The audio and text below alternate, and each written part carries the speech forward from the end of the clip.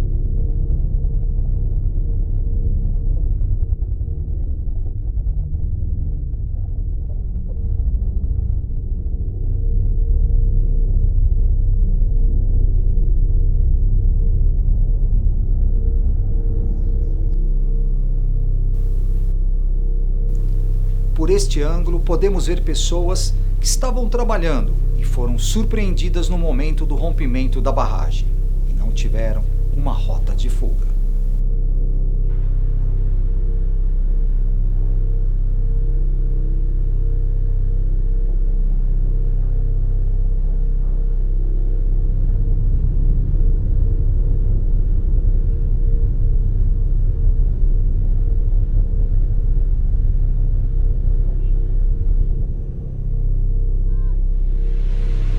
Que pariu!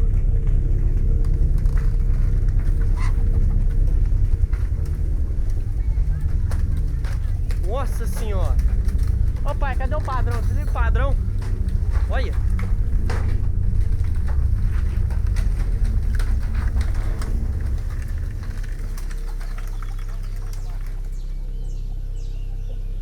Para atender essa ocorrência, foi acionada a equipe da Força Tarefa do Corpo de Bombeiros, que reuniu bombeiros com várias especializações, como salvamento em altura, salvamento aquático e salvamento terrestre. A equipe do Canil aqui do Ipiranga, que foi atuar na primeira semana, foi o Cabo Gerson com a cadela Sara, o soldado Selma com a cadela Cleo e o soldado Mazeiro, que é do Canil, porém ele foi sem o cão, só de auxiliar. Então a gente precisava de um terceiro homem para nos auxiliar lá também na ocorrência, então ele foi sem o cão. Eles trabalharam por uma semana, pegaram a pior fase, porque foi bem a fase inicial, onde estava tudo muito recente, né? E a lama também estava muito líquida ainda, muito fluidificado o local. Então foi muito difícil para eles se locomoverem, né? Tanto que para você andar uns 50 metros mais ou menos, era mais de 40 minutos, quase uma hora para você percorrer esses 50 metros.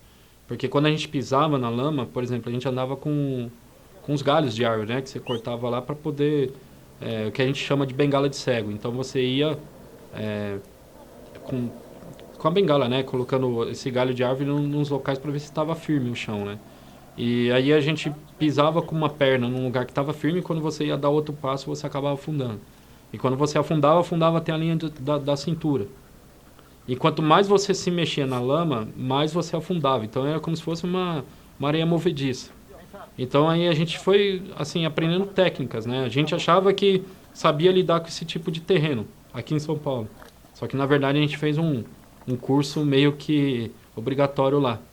Porque na hora que você afundava, não tinha como assim você puxar uma perna, puxar outra e sair.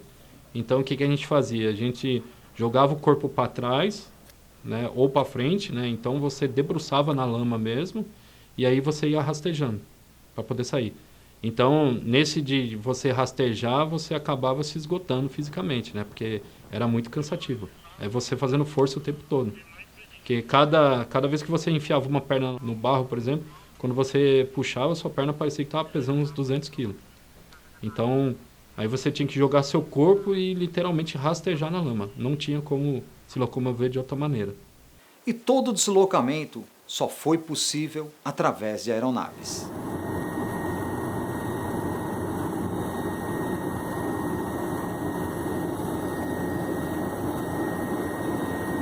Por volta das 7 da manhã, a gente já ia no centro de operações, né, que a Força Aérea montou lá. Então a gente recebia uma coordenada do lugar que a gente tinha que fazer as varreduras, né, fazer as buscas. Então a gente já sentava no assoalho do helicóptero, os cachorros vinham junto com a gente, no meio da gente, né? E chegando lá era assim, o helicóptero ele parava uma meia altura, né, do local que a gente tinha que desembarcar. Então, aí no meu caso, um colega ficava segurando a minha cadela, eu descia, aí minha cadela vinha, aí o outro colega descia também, né, os cachorros desciam junto com a gente. E a dificuldade, assim, tinha lugar que a gente desembarcava que o terreno era totalmente estável. Então, assim, era uma lama que você chegava a vir quase na altura do peito. E aí os cachorros vinham junto com a gente também. O rompimento da barragem de Brumadinho destruiu o correspondente a 377 campos de futebol, que, segundo o IBAMA, equivale aproximadamente à destruição de 270 hectares. Foi uma área muito grande, deu mais ou menos 9 quilômetros de extensão, né, que a represa, os rejeitos desceram, e uma área total de extensão de 4 milhões de metros quadrados. Isso, uma área de busca muito, muito grande. Tá? Então, como a lama já estava seca, ficou muito mais difícil sair odor, os corpos que estavam mais próximos à superfície, eles foram localizados mais nas primeiras semanas. Os outros corpos que estavam mais profundos, eles foram sendo achados conforme o passar dos meses. Tá? Então, a gente fazia esse trabalho, mandava o maquinário cavar em determinado ponto, tirar uma quantidade X de terra, de lama, e aí a gente passava o cão. Por quê? Às vezes o corpo está tão profundo, tão compactado, a argila ela é fria também, a temperatura ela vai segurar essas moléculas de odor, e aí às vezes o odor não vai sair. Então a gente fazia furações com alavancas, ou às vezes pedia para esse maquinário abrir um buraco maior para ver se tinha alguma saída de odor. E com o passar do tempo, toda aquela lama foi secando, dificultando o trabalho das buscas. E com o revezamento das equipes, um fato triste aconteceu. 2 heróis que atuaram em Brumadinho, no cumprimento da sua missão, sofreram um grave acidente em Araçatuba, sendo um deles o Sargento Delfino, que infelizmente, ao tentar combater o incêndio, foi soterrado e veio a óbito. O outro foi o Tenente Alex, que teve queimaduras em quase 30% do seu corpo. E ambos foram homenageados pelas equipes de salvamento em Brumadinho. Do que está acontecendo fora de Brumadinho. Mas nós tivemos, nessa semana, o falecimento do Sargento Delfino e o Tenente Alex está em estado grave no hospital em um incêndio em São Paulo. Tá? Quando morre um bombeiro, seja em Minas, seja em São Paulo, no Pará, no Rio Grande do Sul, a gente perde um irmão. A gente perde um irmão de farda. Isso aqui tudo deixa a gente muito emocionado. Em forma de homenagear o Sargento Delfino, em forma de mandar forças para o Tenente Alex, nós vamos fazer nossa continência ao Bombeiro de São Paulo. Isso vai dar força para a gente hoje trabalhar mais e com mais afinco. Porque cada um de nós está aqui cumprindo a missão. E eles morreram cumprindo a missão. Ok? Então nós vamos fazer nossa continência ao Sargento Delfino e mandar forças para que o Tenente Alex e daqui uns dias possa estar aí com a gente novamente, cumprindo a missão Bombeiro Militar. Ok? Atenção, grupamento! Grupamento, sentido! figura dos militares do Corpo de Bombeiros de São Paulo, em homenagem ao Sargento Delfino e dando forças ao Tenente Alex. Grupamento, apresentar.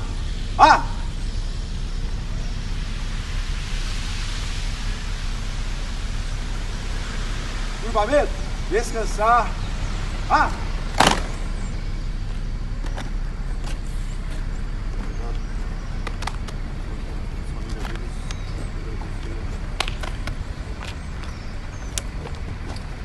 Grupamento, descansar.